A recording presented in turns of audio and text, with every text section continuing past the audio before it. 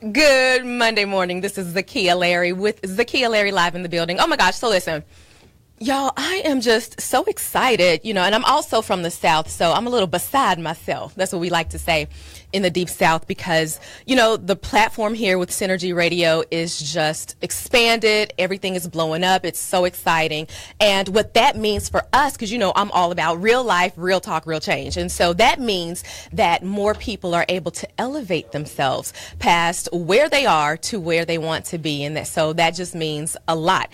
And yeah, I love being live here in the studio. I've been doing a lot of on-location footage, a lot of on-location shows, and so now I get to be back in the building with the Synergy 1480 AM family, and so that is super exciting to me. So, I like to start everything off with just kind of like a pulse check. What's up? How are y'all doing? What's going on? If you are watching this broadcast on Facebook, make sure that you go to Synergy's Facebook page and share this link. Here's why. Today, we are talking about revolutions in health. Now, this isn't just the typical run-of-the-mill kind of eat, workout. This is some stuff you should and should not do. What we're talking about today is overcoming that thing that's chronic in your life. And what's so interesting is that September is Sickle Cell Awareness Month. And there have been so many misunderstandings and misinformation about sickle cell disease that I wanted to make sure that while we're still in the month of September, that I elevate the truth about what sickle cell is, who it affects. And I got to tell you, I have some incredible guests on today, and I'm going to tell you who those incredible thought leaders are in just a minute. But here's why I picked today's show. It's not just about sickle cell. It's about some medical advances that have been pushing the cures forward for so many ailments and how we accidentally stumbled upon a major cure for sickle cell. Now, I use that term cure loosely, and you'll hear what that means in a minute when I bring on one of my sickle cell advocates in just a moment. And so this topic is very important to me, because as some of you folks know, that for most of my life, I've dealt with some sort of chronic illness, and doctors could never diagnose what was going on. And so whenever I have the chance to talk to people who are dealing with something chronic, whose lives have been completely shifted, I want to make sure that we fully understand, because all of us in some way are dealing with something.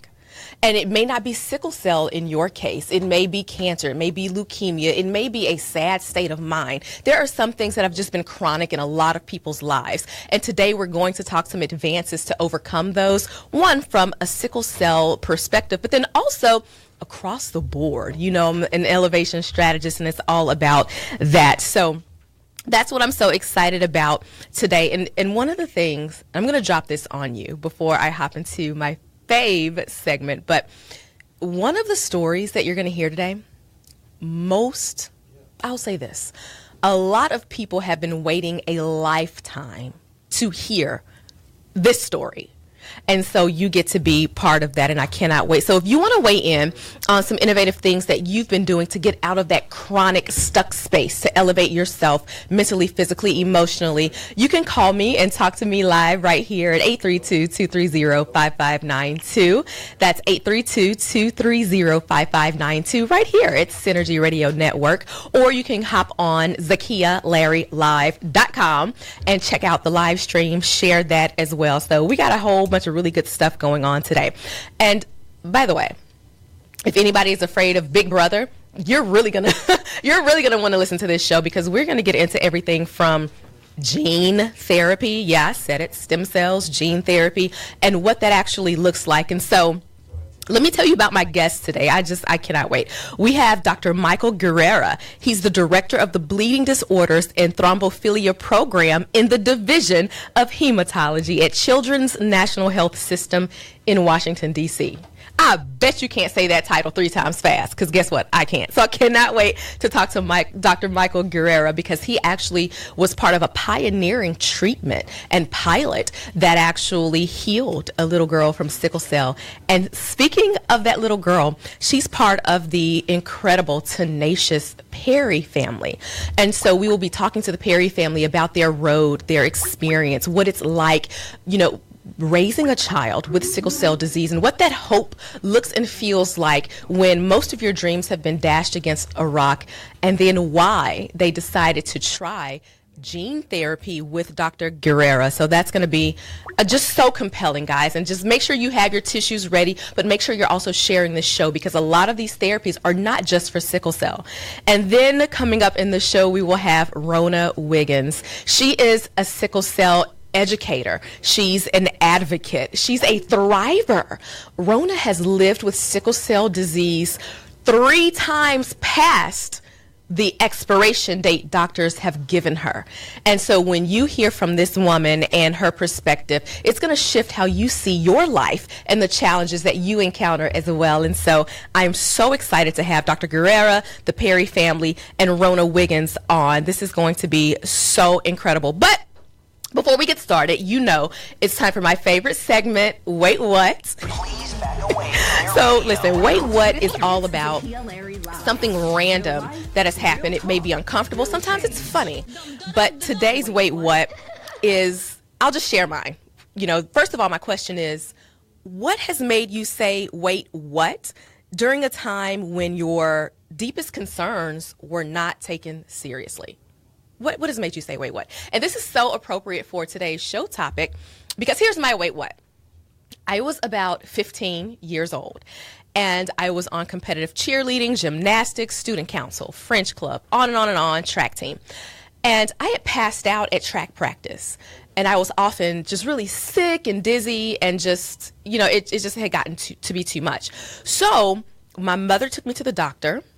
And I said, hey, you know, doctor, I've been passing out. I'm sick. I was a size 0, y'all. I looked like a blow pop in high school, like tiny body, super big head. It was a little tragic. So anyway, I'm walking around with this passing out blow pop, and the doctor did his examination, and he looked directly at me and said, you know what, little lady? You're what I like to call a high-strung filly. So I'm like, pause, because I'm sitting there, I'm sick, I'm 15 at most. I don't even understand what's going on. High-strung filly. Sir, what does that mean? So essentially, he called me a hypochondriac. This doctor went on to say, you know, when it's people like you that are over people like you, that was cute, by the way, that has stuck with me for a while. When it's people like you that are overachievers and that run a lot and do a lot of stuff, and sometimes you just want everything to be perfect and you run yourself into the ground, and, you know, sometimes you blow things out of proportion. And that was really devastating to me, to know that I am literally dealing with a tough scenario and my doctor is calling me a hypochondriac. And so that literally, when he said high-strung filly, that made me say, wait, what? You know, this is where I'm coming to get that guidance and get that relief. And so how many of us have experienced a time when we had a serious concern and it just was not taken seriously, and somebody in that scenario made you say, wait, what? So anyway, that launched a lifelong journey of me looking for a doctor who would spend that time and spend that focus. And so here I stand today in incredible health. So drop your wait what using hashtag ZL Live if you're watching on Facebook, or if you want to share yours, you can call in at 832-230-5592. Share that wait what. Can you believe that people just kind of do that, you know? So anyway, I am looking forward to talking to Dr. Michael Guerrera. As a matter of fact, let's get him on the line here. Let me tell you a little bit about him. So he is the director of the Bleeding Disorders and Thrombophilia Program in the Division of Hematology at Children's National Health System in Washington, D.C., and the Hematology Oncology Fellowship Program at Children's National Health System. His clinical interest is in coagulation disorders. That's very interesting.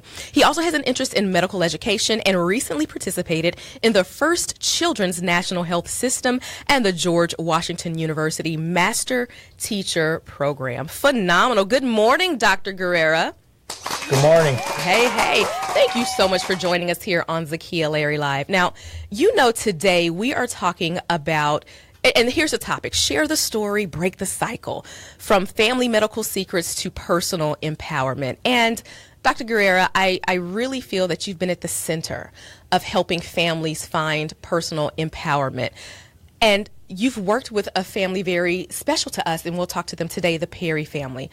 Will you first give us insight about sickle cell disease and why having knowledge about this disease is important, not just for people of color, but for Americans across the board. Thank you. Sickle cell anemia is a genetic disorder that is passed down from parents who are carrying a trait, and it's actually a very common disorder in the United States. What happens in sickle cell anemia is there's a defect in the red blood cell, which carries the oxygen to your tissues, and it changes its shape like a sickle and blocks blood flow to your tissues, causing severe pain and many of the other complications that we deal with in sickle cell. And it's very common in African Americans, but also in our Latino population in the United States. Interesting. Dr. Guerrera, I think that might have set some light bulbs off for a lot of people, because often we attach sickle cell anemia to the African American population, but you're saying not so. It's not just African Americans. Correct. And worldwide, it's in other populations as well. We see it in people of Mediterranean, the Middle Eastern, India, and we also see it some in American Indians and Latin America, as I said earlier. Oh my gosh. And so is it fair to say that since our world is becoming much more of a melting pot, that sickle cell anemia should be on the radar of all Americans, because at this point it's permeating nationalities across the board? Oh, absolutely. Gotcha. Now, Dr. Guerrera, there's some folks who just do not trust the medical system for their own reasons.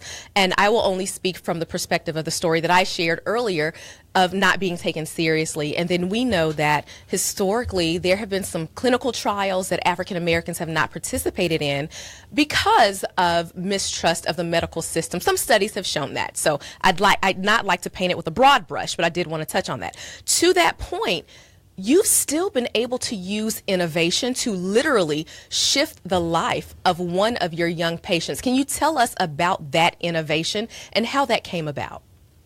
Sure. Well, first, your comments. I agree that medicine has sometimes led to some distrust, but we've worked very hard to gain the trust of our patients and our families, and at least at Children's National, they know that we're looking out for the best interest of their child. Yes. And in this case, we've been fortunate to have an innovative trial by Dr. Abraham to try and cure sickle cell through a special bone marrow transplant, which currently is the only known cure for sickle cell.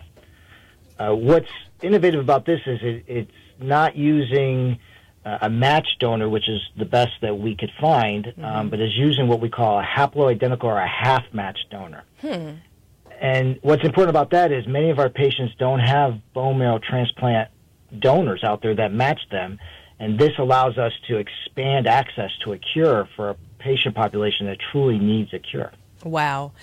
How many folks have been able to participate in this half-match trial? Is there a round number? Is it still very early on in the process?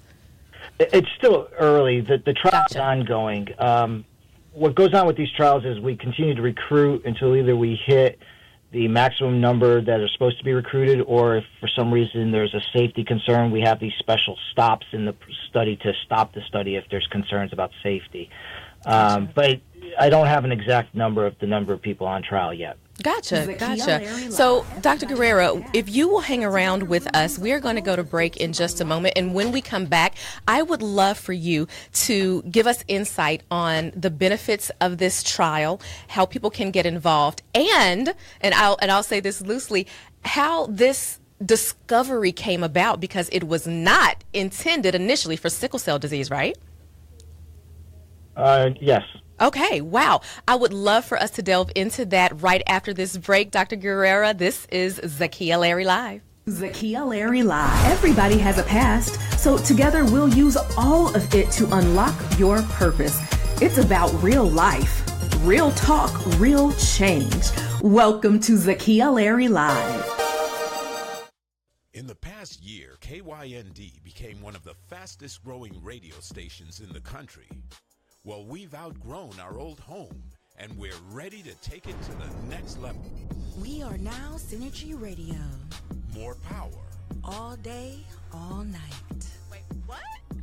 Synergy Radio 1480, powered 24/7. Can I tell you how excited we are? We are powerful talk that inspires change. That's what you're supposed to do. That's what you're supposed to do.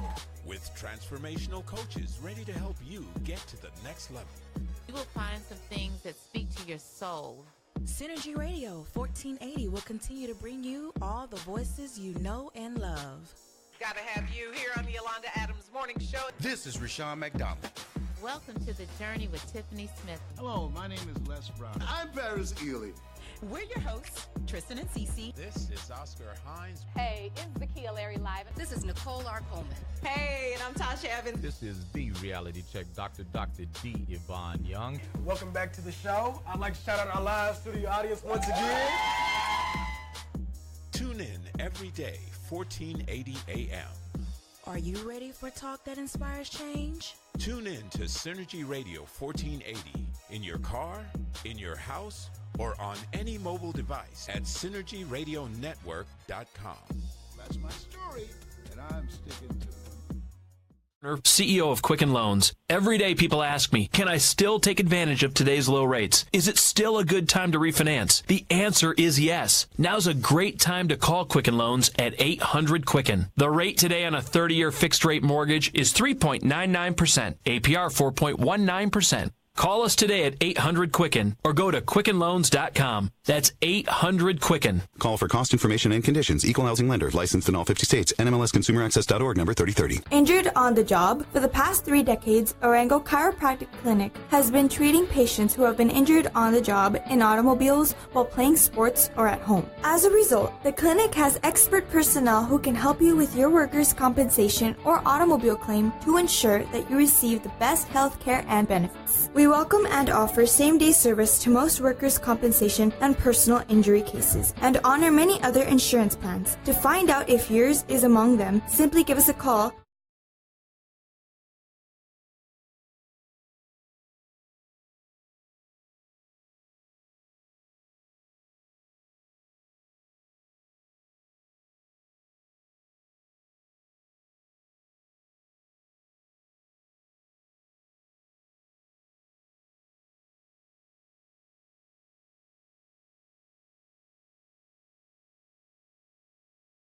Your coffee or send that quick email and come right back. There's more coming up next on Zakiya Larry Live.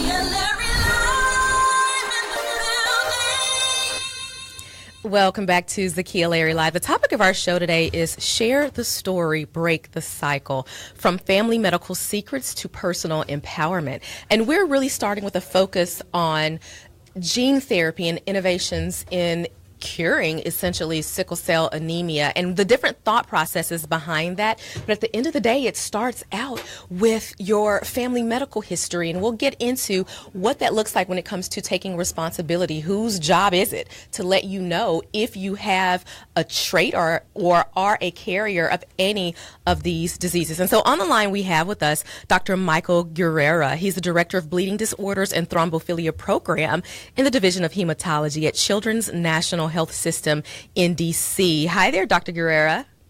Hi.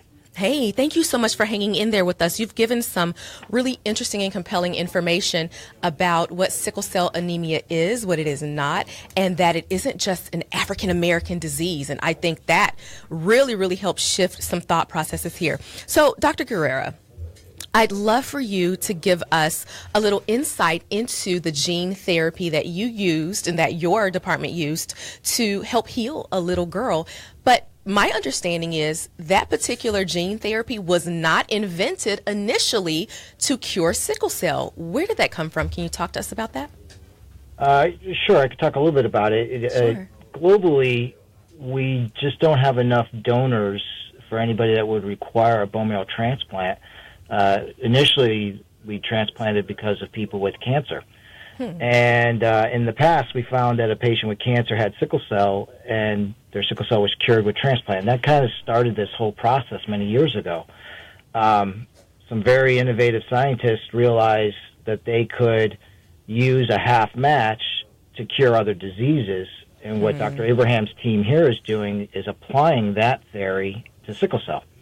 and is actually starting to have some decent results with it. And in Rihanna's case is the first one that we performed here.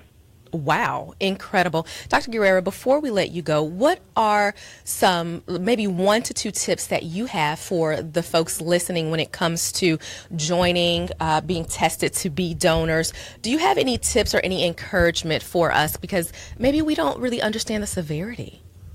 Yeah, I think for us, the hardest thing is finding somebody to be a bone marrow donor that matches our patients.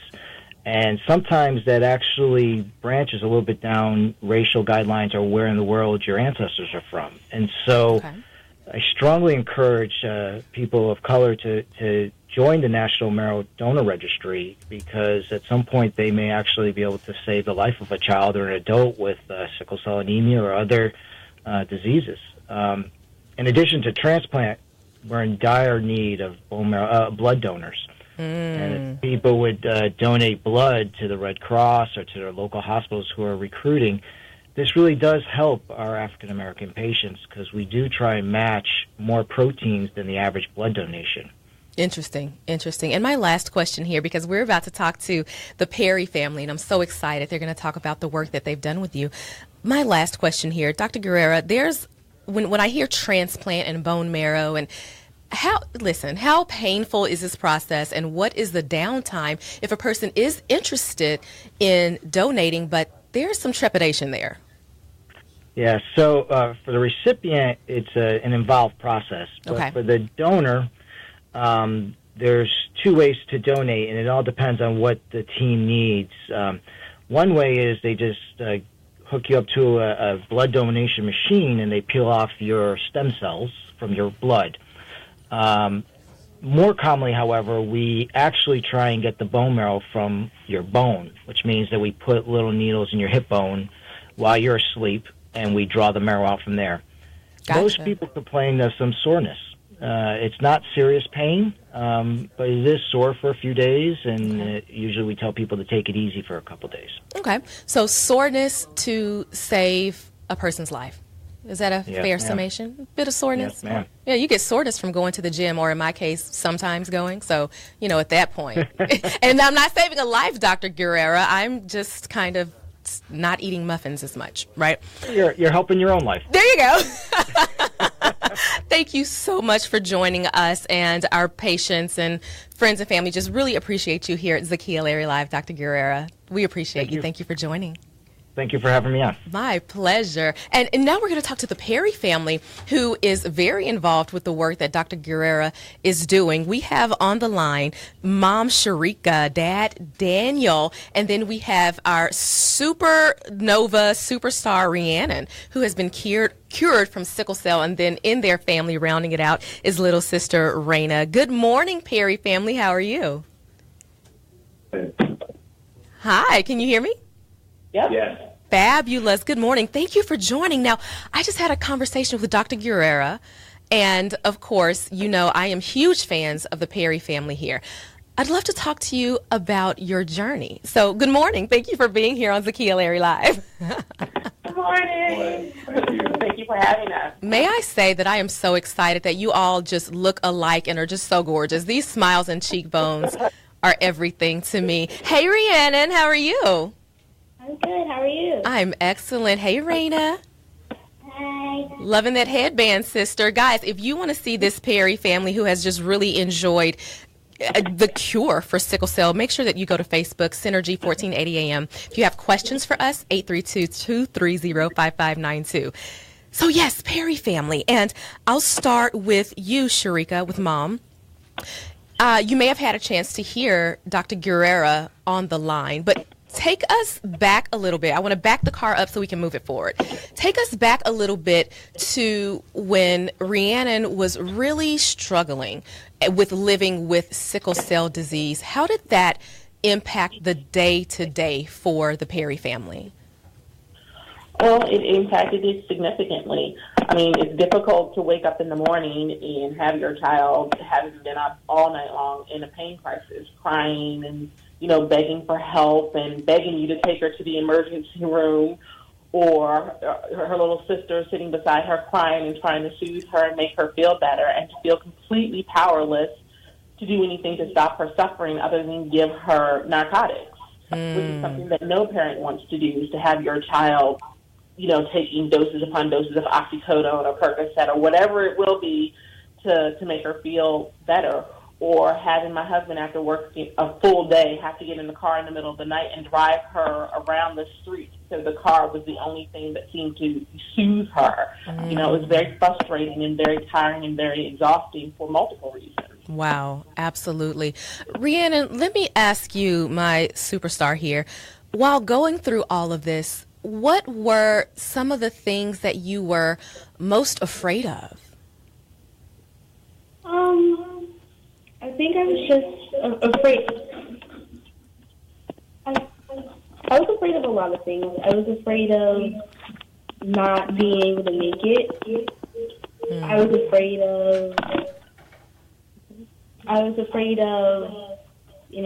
just dying. Wow. So then, Rhiannon, what kept you going? What made you most happy when you were having these really, really low points with your health? My sister. My sister, I love that. Tell us more. She's always there, and she's the little cute thing, and so I love her a lot, and I do everything for her, so I love her. I love that. If you can't hear her, Rhiannon said her sister kept her going. She just loves her so much. And so, Sharika, and I'd love to talk to Dad Daniel here as well. I do understand that there was a lot going on. And at some point, I'm sure you guys felt like you were at your wits' end. How did the two of you decide that you will do something experimental for your child? That could not have been an easy decision. Either of you can just jump in here. What made you say, you know what, we'll give this gene therapy, we'll just try, we'll see?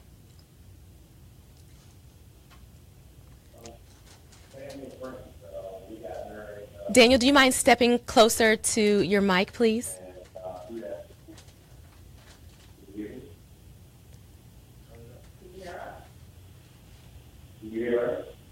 Okay, step a little closer, sir. We're working on the audio here. Okay. Can you hear me now? That's a little better. Yes, yes. Okay. When we got married, there was a lot of family and friends there that were married. And it was a vow to be there with us through thick and thin. And that was the same for folks that we had with. And we had to make it to the hospital. Daniel, if you don't mind, I'm going to jump in here. We can't really hear you. So, Sharika, it looks like you're closer to the mic. Will you give us your perspective of your why? What made you try this therapy? I don't think you guys can hear us through our phone. Oh, there we go. There we go. We're a lot better here. Okay.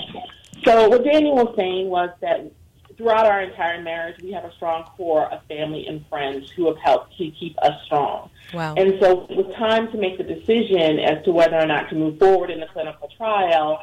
We reached out to those same family and friends, and they came with us actually to the hospital to meet with Dr. Abraham and his team. Oh, wow. So that we could all make a decision as a group as to what the best thing was to do. So each person came with their own experience. We had a friend at FNN who's a math professor. We had a friend who does clinical research for a medical company. We had friends who who knew Rhiannon and had other skills, and everyone came to the table, and everyone asked their individual questions and had their individual questions answered. And then we had conference calls with each other throughout the process to make sure that this was the right thing to do and that we were taking the right steps to ensure that Rhiannon was going to be safe and this is something that we should do. So that was the first step, was getting everyone to agree. It was 14 of us to agree. 14? Yeah. Wow. I love that. It takes a village. It does take a village. We knew that we weren't going to be in this alone. I mean, if we decided to do this, who's going to take care of Raina? Who's going to take care of us? Who's going to help us to get the house clean, to do all the things we needed? And these are the people that we were going to be relying on throughout the entire process. And so it had to be a group decision. ultimately it was Daniel's and I's decision, but Sure. we needed that support in order to make that decision. Absolutely. They helped pretty much see the size that you don't actually think about as, just kind of bias and trying to get her healthy and not think about those outside the circles. Sure, because you're in it. So Daniel, Sharika, Perry, family, Rhiannon, Raina, we're going to take a quick break. When we come back, we are going to get into the ins and outs of what that process looks like for you and how you're doing today. Sounds good? Okay. We will be right back. Please hold. You are listening to Zakiya Larry Live.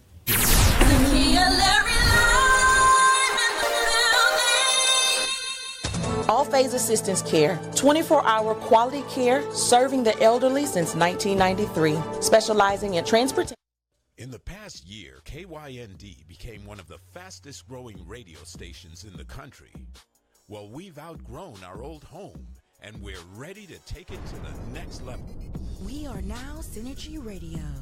More power. All day, all night. Wait, what? Synergy Radio 1480, powered 24/7. Can I tell you how excited we are? We are powerful talk that inspires change. That's what you're supposed to do. That's what you're supposed to do. With transformational coaches ready to help you get to the next level. You will find some things that speak to your soul. Synergy Radio 1480 will continue to bring you all the voices you know and love. Gotta have you here on the Yolanda Adams Morning Show. This is Rashawn McDonald.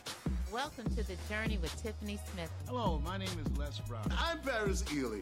We're your hosts, Tristan and Cece. This is Oscar Hines. Hey, it's Zakiya Larry Live. This is Nicole R. Coleman. Hey, and I'm Tasha Evans. This is the reality check, Dr. D. Yvonne Young. Welcome back to the show. I'd like to shout out our live studio audience once again. Tune in every day, 1480 a.m. Are you ready for talk that inspires change? Tune in to Synergy Radio 1480 in your car, in your house, or on any mobile device at synergyradionetwork.com.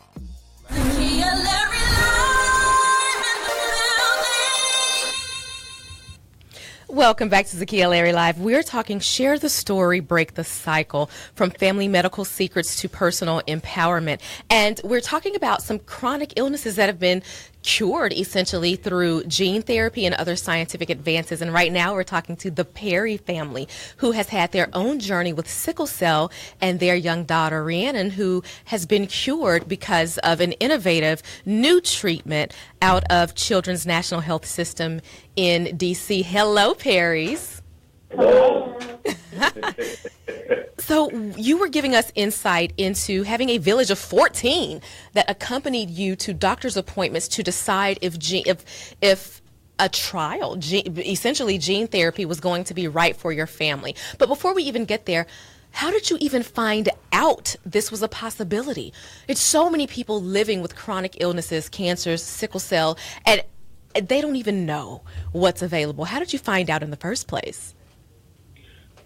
Well, periodically I would do research, and I was looking. A friend said, look outside the United States to see if there were any other options. And I was doing research, and I wasn't coming up with anything novel that I thought would be beneficial to Rhiannon. And then Dr. Guerrera, who we have known for a very long, I think pretty much all of Rhiannon's life, said, hey, Children's is starting this clinical trial. And, I talked to Dr. Abraham about your family. I think it might be something that you want to consider. And he was the one who brought it to my attention, actually. Wow.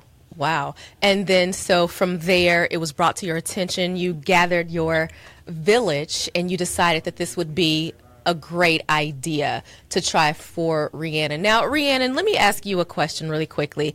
Do you believe in superheroes? Yes. Do you have one? Yeah, I have a lot. You have a lot? What? Give me one or two of your superheroes. My mom. Yeah. My dad, my sister, my huge superhero, and the doctors along the way who have not given up on me, especially my parents who kept pushing me, and even when I wanted to stop myself, just kept pushing me and, helped me succeed. Wow. So, Rhiannon, you mentioned this incredible group of superheroes, and you said your dad is definitely one of those. How was he a superhero during this process to your healing? Well, first of all, he jumped in and automatically just said, I'll give up my bone marrow. So that was one thing that really, you love your parents a lot as a child, but when your parent does something like that or jumps in front of a plane for you or gives away their bone marrow, you just see a whole different light to the situation and who they really are. And that really changed my feeling towards my dad. No matter what, I always loved him, but that really just made me a better person. Wow. Dad, Daniel, jump in here. What does it make you feel like to hear that? It feels great. It's as a parent, you're here to help your kids grow, protect them the best way possible, and for her to be with us today, and for me to be able to have something to do with it, it's a beautiful thing, So not only does she look like me, but which is true, guys. You got to go to Facebook to see this. But so, Daniel, my question is, what were your fears? Because you were still working, and I'm sure there were challenges across the board. What were your fears when thinking about this trial for Rhiannon and your family? Wow, it's a lot of things that happen. I mean, of course, you think about work, thinking about the time that you can take off work. That becomes a true test of time for those corporations to say that we're family oriented and that we support our employees to take care of their family. They are as strong as they are when they feeling good about the health of their family. They can come to work. So that's one, which I was lucky to have a good situation there. Family and friends, their support, having those buddies to say, hey man, continue to push on, be strong. Those late nights, I was worried about some of the outcomes that could occur during the process. Because it's always a positive and negative situation. But my wife and I have made decisions that, we don't want to sit back, would have, should have, without actually knowing. And now we know that Rhiannon is here and she's, with us. What encouragement or advice do you have to parents who may have a child suffering, for them to be innovative and push forward past fear? What are some tips you have for them? The only tip that I can actually give is that you won't know until you actually try. That's the only thing. It was tough, but that group that we had. We knew we had, regardless of what happened, those folks with us. Right. And as long as they have a circle of friends and people that they can lean on and that can step in, like whether making dinners or whether I had people call me to get Rhiannon's hair done for me while they was. I try my best, but it's life, and you won't know unless you actually take that journey. It's just like anything else. Right. Before we go here, my last question is, because I want to add some context. So this is for our two parents here. What were some of the challenges living with the sickle cell anemia diagnosis in your family? What were the implications of that? I think we hear pain and maybe people don't quite understand what that looks and feels like. What was the impact on your family that you've had to maintain and push through regardless? There were so many things that you have to push through when you have a child who is ill. You have to deal with empowering yourself with knowledge. That's the first thing. That's a challenge. You need to find the right people, find the right resources to do that, and you have to find the time to do it, right?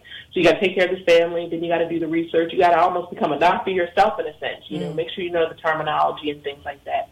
There were financial hardships. When Daniel and I built our home for our children, Rhiannon had sickle cell, but she didn't have the lupus, which is something that she has, and we had a plan. We thought that our life was going to look a lot different than it is today. And all of our savings went away. You know, Daniel was working at jobs where people didn't understand that he needed to be there for me and Rhiannon and Raina.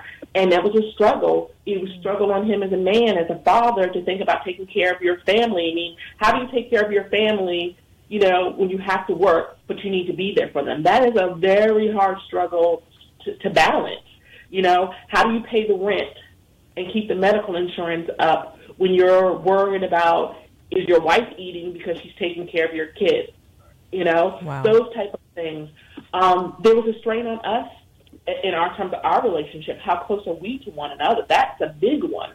You know, we're not together. Yeah, a lot of times. You know, there's a lot of time. Hospitalization, even with Raina, her impact of the balance of spending time with her mom. Her and I spent a lot of time together. But one of the things that I was faced with that decision of working and my daughter, you know, I could find another job, but I can't get another Rhiannon. I can't get, you know, things to do. And that's how I was able to push forward and just, you know, walk away from a job because of the situation. Powerful, these are the risks that sometimes you just have to take because she outweighed it all, you know. Outweighed it all, absolutely. And before I let you go, Raina, hey, lady. Hello. Are you super happy and excited for your sister now? Yes. Yes. And what do you look forward to doing with her? Playing outside. That is a worthy thing to look forward to. Perry family, thank you so much for sharing your story and even a call to action right here on Zakiya Larry Live. I wish you the best. Love and hugs to you and super champion Rhiannon. Congratulations for being a superstar, lady. Thank you. Thank you for having us. My pleasure. Have a great day. Wow, guys. When we come back from break, we are going to talk to a sickle cell advocate. And wow, let me go dry my tears. It's real life, real talk, real change. It's Zakiya Larry Live. Hey, it's your elevation strategist, Zakiya Larry, and you're listening to Zakiya Larry Live on KYND.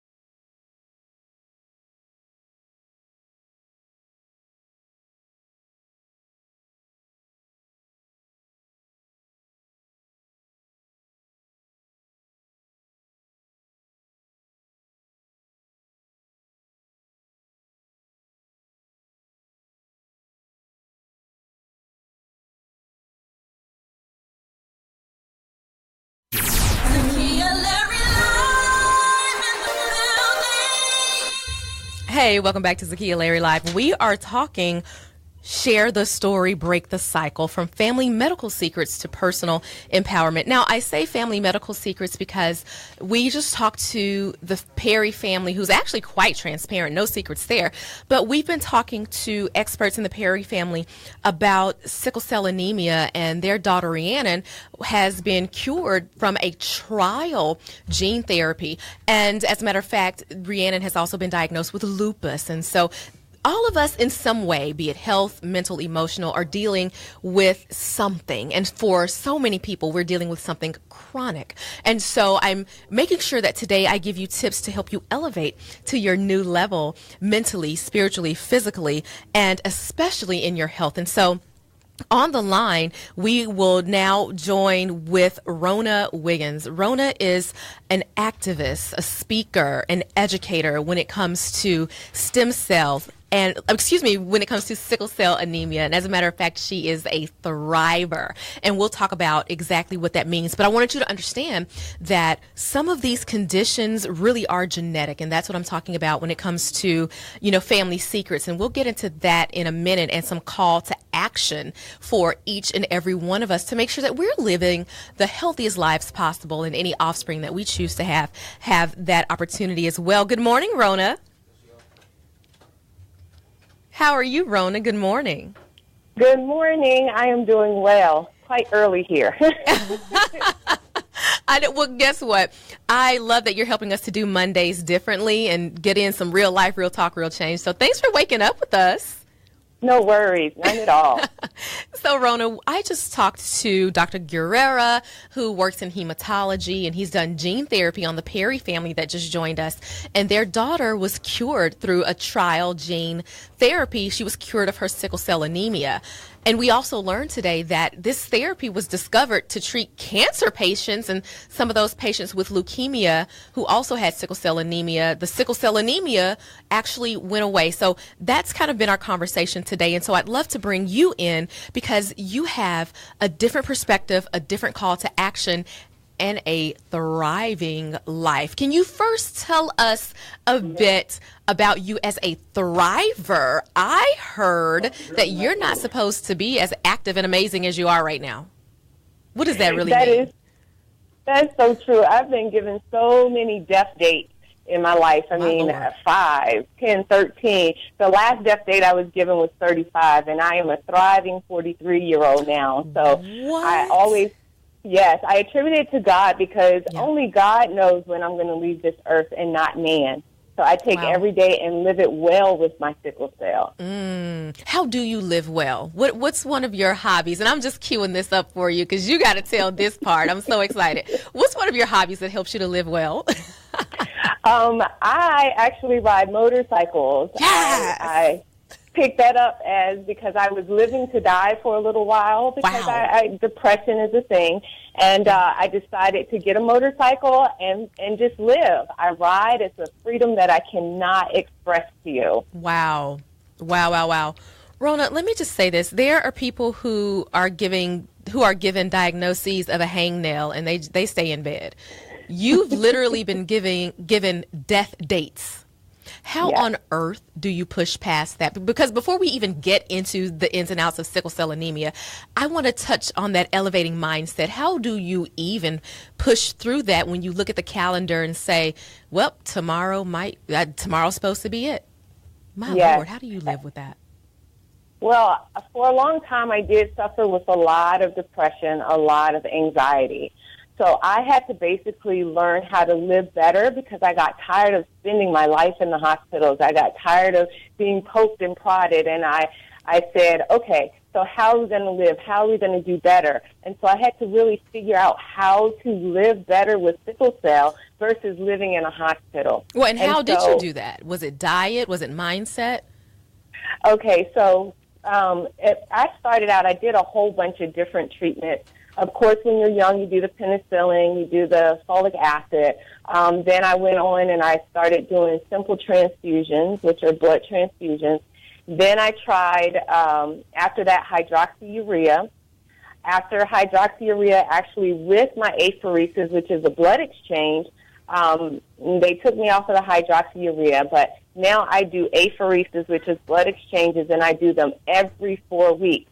And honestly, that keeps me from being sickle cell SS level down to sickle cell trait level, which gives me more oxygen, makes me less tired and fatigued. And actually, when I feel better, actually mentally I am better also when I'm physically better. Wow. Thank you wow, what a journey. And so not giving up and trying everything at your disposal. Sickle cell SS, that's the most severe form, correct? Yes, that's what statistically what it says. Yes, ma'am. Okay. I know that's right. Speak it. That's what it says. Absolutely. Yes. And your therapy has helped you to survive and thrive at the trait level. Let's talk about treatments really quickly, Rona. You assert that people throw the word cure around a little too loosely. Come on, tell us about that. Get me together, because I've been using the word, but I've been careful. But help us understand that. Okay, so the word cure, I don't believe that there's a universal cure for sickle cell. Therefore, everybody cannot be cured from sickle cell. Okay. However, if we read in magazines or we see things and hear things on television that says, oh, a cure for sickle cell, so why haven't all these patients gotten a cure? Or I thought these patients died in infancy. Or I thought that, why aren't they cured? Well, it's because it's not universal. And we heard the doctor earlier, they're changing it. It used to have to be a full match. Now it's only a partial match. However, you also have to look at the pros and cons like the Perry family did. I truly enjoyed the village scenario being brought to life there. But it is not a universal cure, and until there's a universal cure for sickle cell, this disease is not going anywhere. Gotcha. And you also assert that when you attach race to a certain ailment, okay, I'm not even going to finish my question. Hit us. What are your thoughts? Okay. All right. And I'm not racist by any means. Sure. Actually, I wore my eracism shirt today. I love it. So that we know that we get rid of racism, which is something that's going to be here forever. But anyway, I went off topic. When you assert that a illness is specifically for a race, you may not even care about that race because it's not your own. Okay. You may not care about it because of historical things that have happened or you see on TV and those kinds of things. Or you might not even care to even learn about sickle cell because, hey, that's a black disease. That can't affect me. But like we heard earlier with people procreating and across boundaries, that is not just a black disease. Please erase that stereotype. It affects Hispanics, Southern Europeans, Middle Eastern, Asians, it affects Mediterranean. Lots of people. You can see people who are actually look white, but they might be Italian, but they have sickle cell. And unfortunately, because of the stereotype, when they go to the emergency room, just like blacks, they get I'm losing the word, but stereotypically they're treated like they don't have sickle cell because people think it's a black disease. Wow. So if you don't look like a thing, then you can't have a thing. And that is what's killing us because without having the whole knowledge of it, then we're not getting donors. We're not getting all the research. We had 20 years ago, after 100 years of having sickle cell being developed, we had hydroxyurea. 20 years after that now, a new medication called Indari is on the market for sickle cell. But why is it so slow for these medications to come? We don't want to be sitting at home taking OxyContin and morphine and all of these kinds of things. We want to live and live well with sickle cell. Yes, absolutely. Let me make sure people understand this because we say a lot that people go to the emergency room because of pain and they're not treated well. A lot of times I think people don't understand pain because they measure it against their own threshold. Pain is a symptom of something quite critical happening in the bodies of people with sickle cell by the time they make it to the emergency room. Can you give us a couple of quick things on what that actually looks like? Okay, so pain is something that we live with every day, as told by the Pisces study out of VCU. Okay. But once we get to the emergency room, we've already treated ourselves with the low stuff. We've even treated ourselves with the narcotics. So when we get there, we're in excruciating pain. So if you're having this pain, you're having clotting, which is cutting off all of your blood flow to your organs and your tissues, and that means you're not getting enough oxygen, which means everything, in essence, in my terms, is dying slowly because of the pain. And we need to get out of that so that we can get the good oxygen flowing again, the good blood flowing again through our veins. So literally your organs are almost, basically failing or slowly disintegrating because they're not getting oxygen, therefore nutrients. So it hurts, but internally there's an incredible breakdown. Is that fair to say? Right. Gotcha. So if you look at me, you can't tell I have sickle cell. If you look at you, you would never know you had anything going on. Right. But when that pain is real, and we need people to understand that. Gotcha. And then, Rona, how can people get involved, whatever their race, to be part of not just the trials, but really helping push cures forward? Okay. First and foremost, we need blood donors, especially black blood donors. Because of the antibodies, so we don't get all of these transfusion reactions. Secondly, you can contact your local sickle cell agency. If you do not have one of those or do not know where one is, you can go online and contact the Sickle Cell Disease Association of America, SCDAA, and there's a load of resources there, and that's an excellent way to go. Awesome. Thank you so much to Rona Wiggins, advocate, thriver for sickle cell anemia. And right before we go, Rona, people often call people sickle cell sicklers. Tell me your thoughts on that right as we wrap. Okay, I don't like that because I am bigger than my disease. I live well with sickle cell. I am not sickle cell. So please call me Rona Wiggins or a patient that happens to have sickle cell. Wow. Thank you. Thank you so much. Thank you for joining us on Zakiya Larry Live. Guys, today has been incredible. Make sure you get tested for the sickle cell trait. That's something that I think I have, but I'm not sure. And I'll tell you that in our 1 Minute Elevate. But today has been all about share the story, break the cycle, from family medical secrets to personal empowerment. And now, let me give you your 1 Minute Elevate. Regardless of what the diagnosis may be, you have a personal responsibility to research, push through, and ultimately thrive. I may not know if I have the trait, my parents forgot, but that's my responsibility to get tested, find out, and then help somebody else live a longer, healthier life. I can do it, you can do it, let's save some lives together, and let's continue to do Mondays differently. It's Zakiya Larry Live.